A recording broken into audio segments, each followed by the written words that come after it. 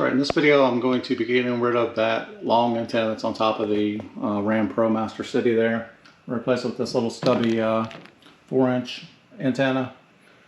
Now I live in town or close to town. I got a lot of radio stations, so by switching that long antenna to a short antenna, of course you're going to lose some range on your radio. So if you live in the middle of nowhere, if there's a lot of distance between you and some other place or bigger cities, you're probably going to lose some of your radio stations by doing this. But as far as looks go, and for me, that's going to work out a lot better for me. Now to change the antenna, I don't know if you've ever done this or if you've ever seen it done. Basically, I'm not going to change the base here. I'm just going to change the antenna. This just unscrews. Literally, just turn it to the left, and it comes out of there. Lefty-loosey, righty-tighty. Now this kit came with a couple different bases. I'm sure it's a universal. Probably fit on just about any maker model. Let me get the parts out of here. Alright, so there's my antenna. There's my pieces and parts. What I want to do is take my old antenna and compare the parts to it. So I'll find the one that closest matches the thread to what I have.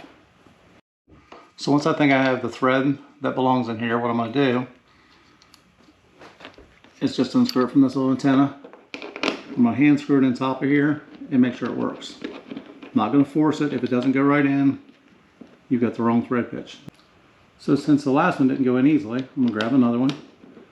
And again, I'm just hand threading that in. It should go in and feel straight. So that one's the right one for this one.